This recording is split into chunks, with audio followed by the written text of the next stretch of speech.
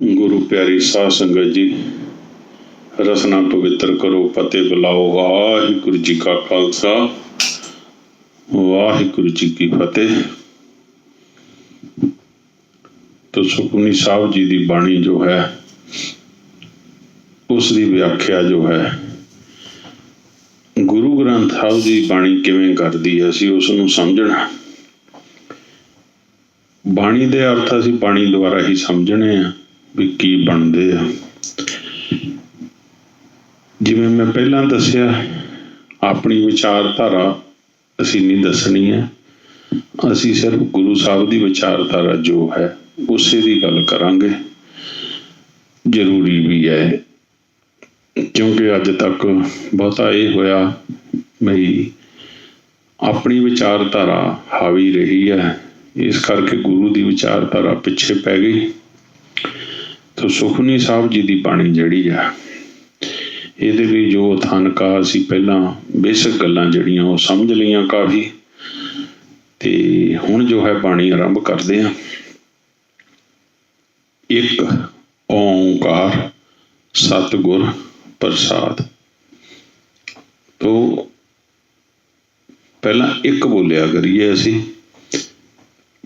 ज़्यादा करके एक ओंकार लोग बोलते हैं, असीं एक बोलिया करिए। पहला हिंदसा एक आ, जिहड़ा गिणती का एक आ ना वो लिखिया, उस तो अगे ओंकार आउंदा। ते आप जी गौर करियो, अक्सर जो है गलती यह हो जाती है भी असी जो है एक ओंकार बोल दिंदे हैं ना, तो ये नहीं है। असी बोलना पहला एक, बाद च बोलना ओंकार। एक ओंकार सतगुर प्रसाद। गौड़ी सुखमनी महला पंजवा। एक परमात्मा जो एक असार सृष्टि अंदर वसिया है, जो गुरु की कृपा नाल मिलता है। श्लोक। आद गुरे नमः, जुगाद गुरे नमः, सत गुरे नमः, श्री गुरुदेवे नमः। तो ज्यादा संगत ने अज तक यही सरवण किया, यही पढ़िया। आद गुरे नमे, जुगाद गुरे नमे, सत गुरे नमे, श्री गुरुदेव नमे। तो ये हाहा जो है ये लाम नहीं है, ये गल नूं समझिए आपां। जिद्दां गुरे है लिखिया, इहदे विच ईड़ी पा के उत्ते लाम पाई पई है, ये गुरे है। ते इसे तरह जे नवे लिखना हुंदा, ईड़ी पा के उत्ते लाम पाई हुंदी, वो नहीं है। ये हाहा है, इनू हाहा करके बोलना, नमहा हाहा बोलना। साडे स्टोर है, जिद्दां आ हुण भी मैं स्टोर दे कैबिन च बैठा।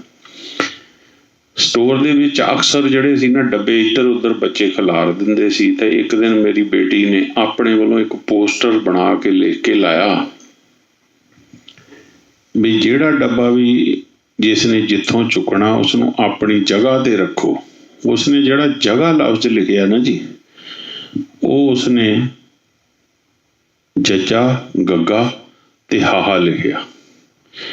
ते देखो ये चीज़ ते इसका मतलब इनू हाहा करके बोलना। ये कन्ना जिदा हुंदा ना उस तरह, पर हाहा की भावना कन्ना नहीं है। हाहा नाल जिदा हुंदा उस तरह आपां बोलांगे इसनूं। आद गुरे नमः, जुगाद गुरे नमः, सत गुरे नमः, श्री गुरुदेव नमः। नमस्कार है सब तो वड्डे नूं, भाव अकाल पुरख वाहिगुरू नूं मेरी नमस्कार है, जो मुढ़ तो है अते सृष्टि बनने तो लैके अज तक है। वो परमेश्वर जिस बारे असी पढ़ते हाँ कि जो आद सच, जुगाद सच, है भी सच, नानक होसी भी सच। सो सतगुरे नमः, भाव सदीवी होंद वाले, भाव सदा थे रहन वाले परमेश्वर नूं नमस्कार है। इसी तरह असी गुरु साहब नूं सदा थिर मनते हाँ, क्योंकि गुरु ग्रंथ साहब जी या गुरु नानक साहब जी तो लैके 10 गुरुआं दी जोत रूपी गुरु ग्रंथ साहब जी हैं। अज भी साहब श्री गुरु ग्रंथ साहब जो हैं उन्हां दे विच सारे दे सारे गुरुआं दी जोत है, मौजूद है। और सदा ही रहणगे। सो अर्थ है आद सच जुगाद सच है भी सच नानक होसी भी सच। परमात्मा जो मुੱਢ ਤੋਂ ਲਗਾਤਾਰ ਜੁਗਾਂ ਅੰਦਰ ਅਤੇ ਸਦੀਵੀ ਹੋਂਦ ਵਾਲੇ ਹਨ, ਉਹਨਾਂ ਨੂੰ ਨਮਸਕਾਰ ਹੈ। ਸ੍ਰੀ ਗੁਰਦੇਵ ਨਮः। ਸੋ ਗੁਰੂ ਸਾਹਿਬਾਨ ਨੂੰ ਨਮਸਕਾਰ ਹੈ। ਸੋ ਗੁਰੂ ਨਾਨਕ ਸਾਹਿਬ ਜੀ, ਸ੍ਰੀ ਗੁਰੂ ਅੰਗਦ ਸਾਹਿਬ ਜੀ, ਸ੍ਰੀ ਅਮਰਦਾਸ ਜੀ ਅਤੇ ਗੁਰੂ ਰਾਮਦਾਸ ਜੀ ਨੂੰ ਮੇਰੀ ਨਮਸਕਾਰ ਹੈ। ਭਾਵ ਗੁਰੂ ਅਰਜਨ ਦੇਵ ਜੀ ਅਕਾਲ ਪੁਰਖ ਵਾਹਿਗੁਰੂ ਗੁਰੂ ਸਾਹਿਬਾਨ ਤੋਂ ਬਾਣੀ ਲਿਖਣ ਲਈ ਆਸ਼ੀਰਵਾਦ ਮੰਗ ਰਹੇ ਹਨ ਕਿ ਆਪ ਜੀ ਮੇਰੇ ਤੇ ਕਿਰਪਾ ਕਰੋ ਤਾਂ ਕਿ ਮੈਂ ਬਾਣੀ ਲਿਖ ਸਕਾਂ। ਅਸ਼ਟਪਦੀ। ਸਿਮਰੋ ਸਿਮਰ ਸਿਮਰ ਸੁਖ ਪਾਵੋ, ਕਲ ਕਲੇਸ਼ ਤਨ ਮਾਹੇ ਮਿਟਾਵੋ। ਸਿਮਰੋ ਜਾਸ ਬਸੰਬਰ ਏਕੈ, ਨਾਮ ਜਪਤ ਅਗੰਤ ਅਨੇਕੈ। वेद पुराण सिमरत सुधाकर, कीने राम नाम एक आखर। किनका एक जिस जी बसावै, ताकि महिमा गनी न आवे। कांखी एकै दर्श तहारो, नानक उन संग मोहे उधारो। हुण इत्थे भी आ गया। ज़्यादा करके आपां ये गल कहने आ, सिमरो सिमर सिमर सुख पावो, कल कलेश तन माहे मिटावो। जिथे भी असी किसी दूसरे नूं कहना बाणी दे विच लिखिया मिलदा सानू, उत्थे ऊड़े दी जगह हाहा लिख के औंकड़ पाया होया सिमरो। उत्थे इस तरह आएगा कि सुखमनी साहब दी बाणी च बहुत जगह दे उत्ते आउंदा सिमरो, हाहे नूं औंकड़ पा के। जिथे ऊड़ा आ जांदा है उत्थे ये अपने लिए आ जांदा है। तो ये चीज़ नूं आपां ने समझना। हुण जिथे भी किते तुसी देखोगे आऊं जाऊं गाऊं, ये सारा अपने लिए है। पर असी ज़्यादा करके देखते हाँ भी पढ़न वाले जां कीर्तन च सरवण कराउण वाले वो जाओ आओ गाओ इस तरह ना बोलते आ, इस तरह नहीं आ। जिथे आवो आ जिदा कहते आवो सिख सतगुरु के प्यारिओ, गावो सच्ची बाणी। उत्थे तुसी नोट करो ऐड़े नूं कन्ना वावा, हाही नूं औंकड़ है। आवो ते गावो, गाओ नहीं है गावो। गगे नूं कन्ना वावा, हाहे नूं औंकड़ गावो। तो ये चीज़ है, ये अलग अलग हो जाता। जिस वेले ऊड़ा लग गया, ऊड़े दे नाल बिंदी सानू अपने कोलों लाउणी पैणी आ। ला के ये अपने प्रति गल कर रहे हैं आपां। मैं सिमरन करां भाव मैं हमेशा अकाल पुरख वाहिगुरू दी याद विच जुड़ा रहा।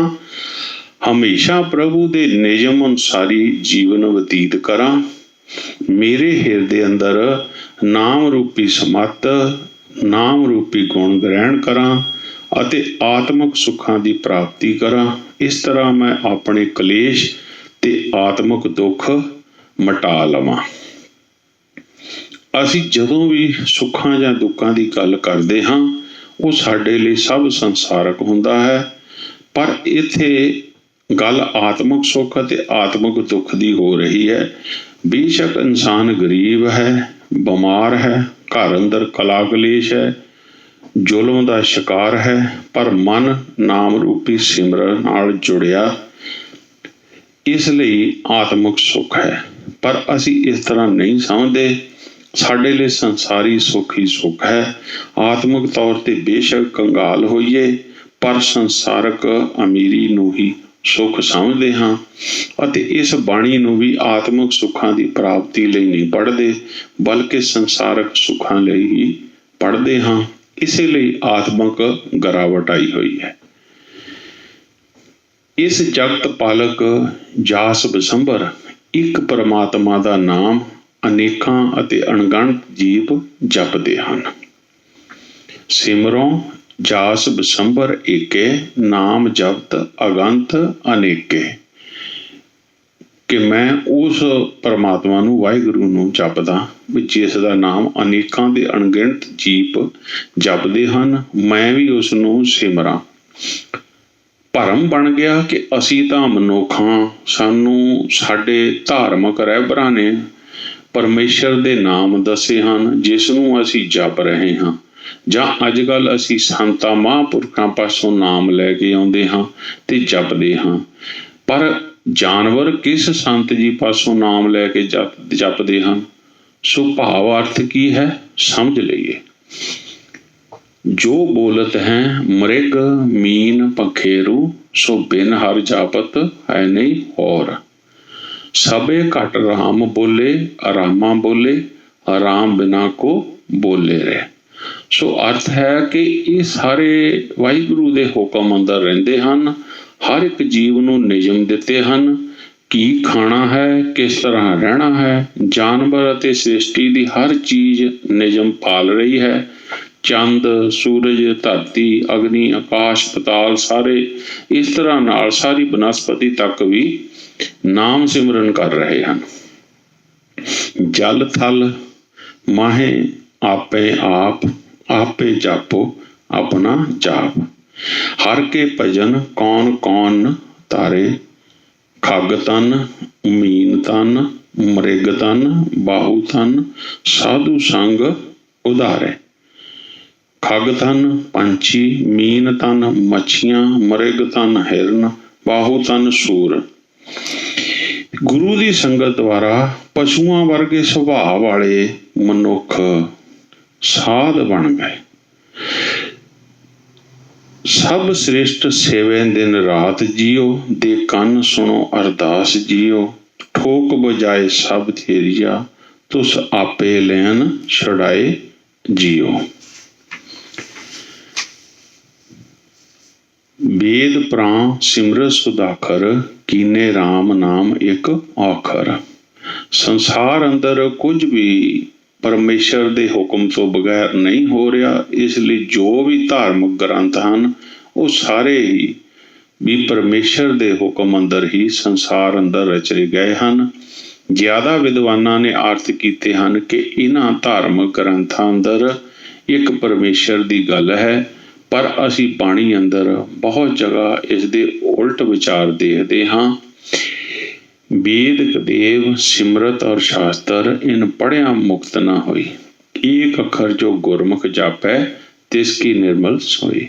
सो इत्थे भाव बिल्कुल उल्ट हो गया है। इसलिए अर्थ हैं कि ये धार्मिक ग्रंथ भी वाहिगुरु दे हुक्म अंदर ही हैं। बहुत शास्त्र बहुत सिमरती, पेखे सर्व ढंडोल, पूजस नाही हर हरे, नानक नाम अमोल। बहुत जगह ते इस तरह की बाणी आप जी नूं मिलेगी।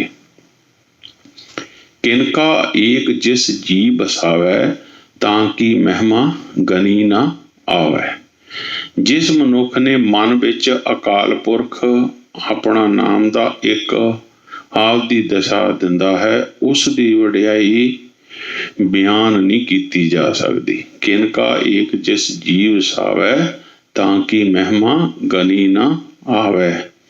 युधिष्ठिर नूं धर्म पुत्र कहा जाता सी, क्योंकि उसने हिरदे अंदर सच रूपी नाम का गुण ग्रहण किया सी।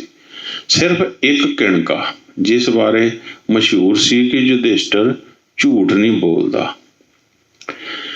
कांखी एक है दर्श तहारो, नानक ओम संग मोहे उधारो।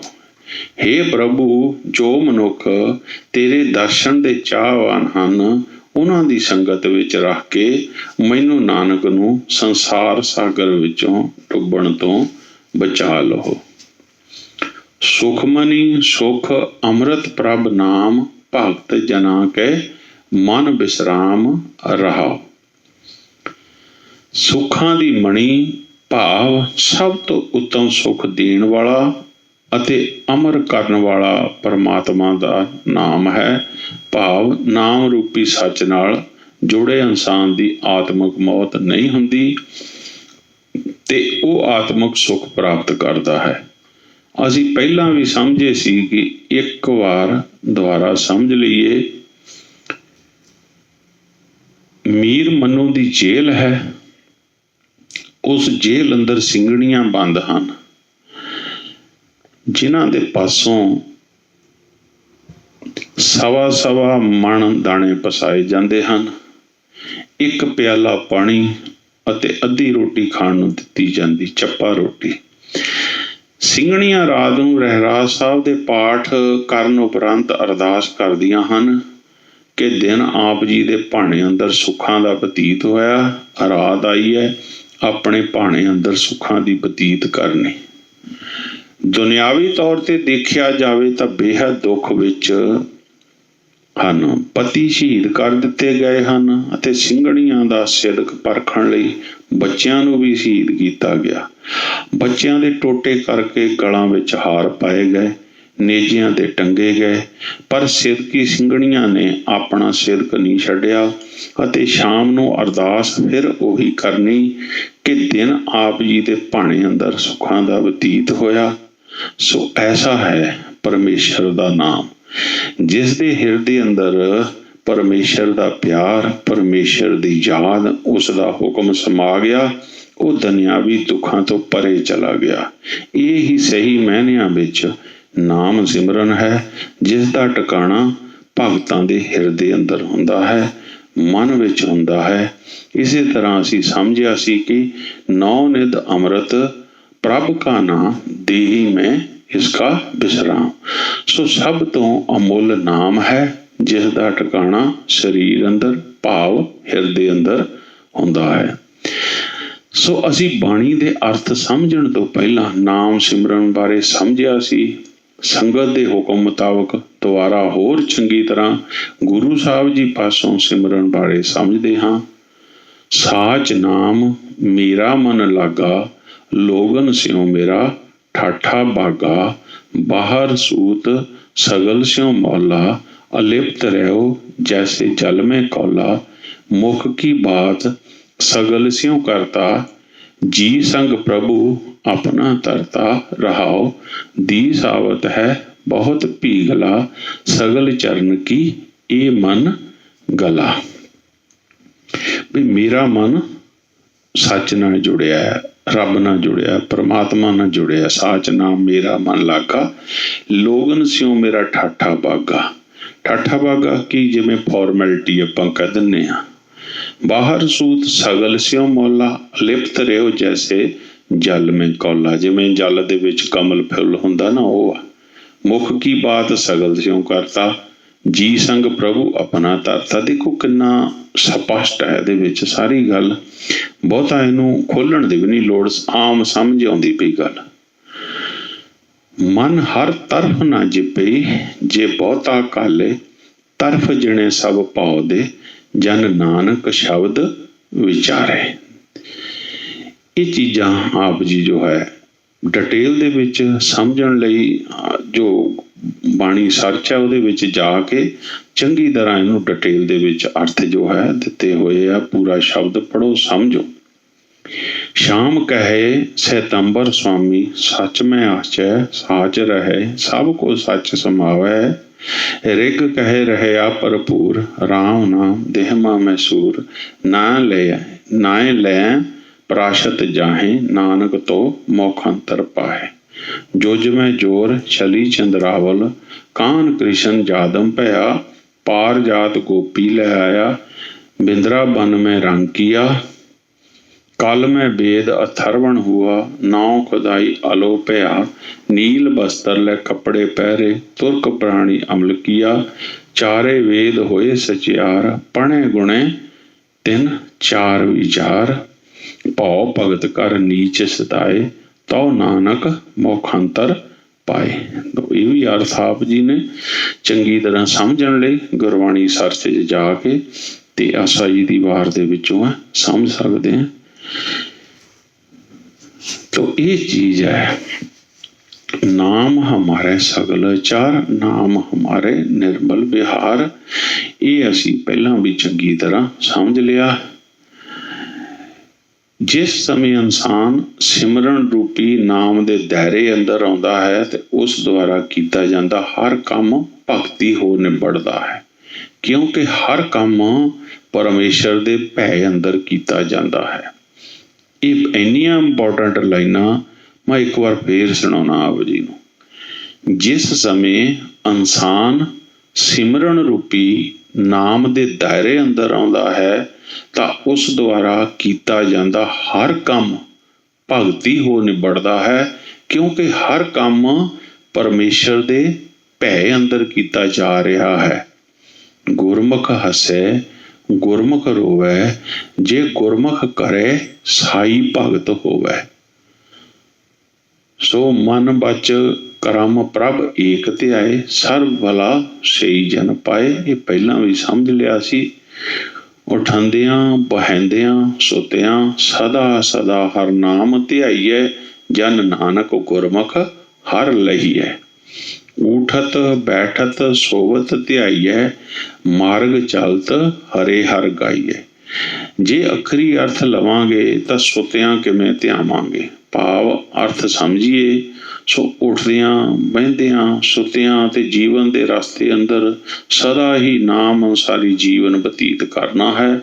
ਸੋ ਇਨਸਾਨ ਦਾ ਆਚਾਰ ਵਿਹਾਰ ਨਾਮ ਅਨੁਸਾਰੀ ਹੋਣਾ ਹੀ ਨਾਮ ਜਪਣਾ, ਨਾਮ ਸਿਮਰਨ, ਨਾਮ ਧਿਆਉਣਾ ਹੁੰਦਾ ਹੈ। ਸਾਡੀ ਨਜ਼ਰ ਵਿੱਚ ਨਾਮ ਨਾਲ ਜੁੜੇ ਇਨਸਾਨ ਦੀ ਸ਼ਖਸੀਅਤ ਵੱਖਰੀ ਹੈ, ਗੁਰੂ ਸਾਹਿਬ ਦੀ ਨਜ਼ਰ ਵਿੱਚ ਵੱਖਰੀ ਹੈ।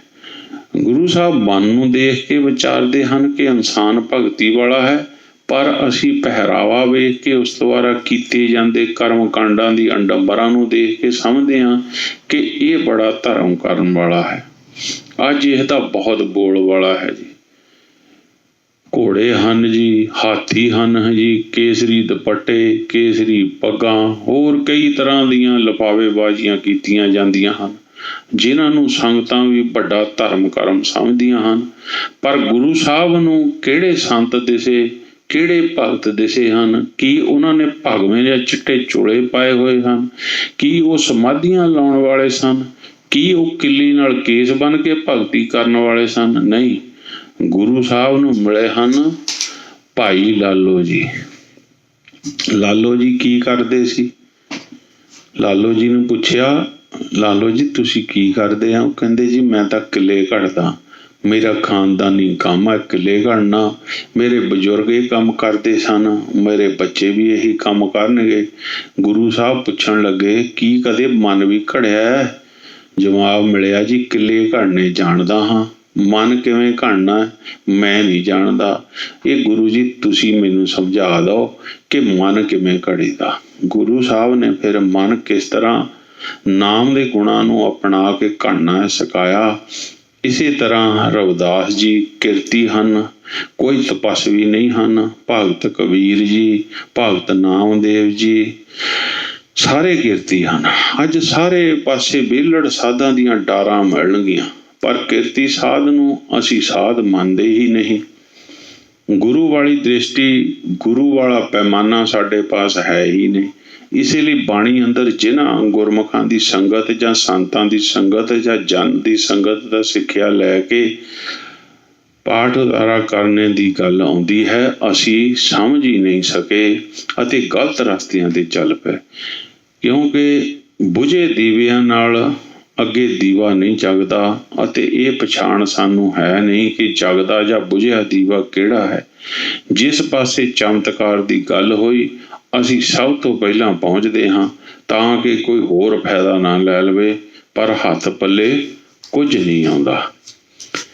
ਤੇ ਅੱਜ ਦੇਖ ਲਓ, ਅੱਜ ਲੋਕ ਆਵਾਜ਼ਾਂ ਮਾਰ ਰਹੇ ਆ ਉਹਨਾਂ ਨੂੰ ਜਿਹੜੇ ਚਮਤਕਾਰ ਕਰਨ ਵਾਲੇ ਵੀ ਆ ਜਾਓ ਭਾਈ ਸਾਨੂੰ ਕਰੋਨਾ ਤੋਂ ਬਚਾ ਲਓ ਬਚਾ ਲਓ, ਤੇ ਕੋਈ ਨਹੀਂ ਆ ਰਿਹਾ। ਸੋ ਇੱਕ ਦਿਨ ਭਗਤ ਨਾਮ ਜੀ ਦੇ ਪਾਸ ਭਗਤ ਤਰਲੋਚਨ ਜੀ ਆਏ ਹਨ ਅਤੇ ਕੀ ਦੇਖਦੇ ਆ ਕਿ ਉਹ ਆਪਣੇ ਕੰਮ ਵਿੱਚ ਲੱਗੇ ਹੋਏ ਹਨ।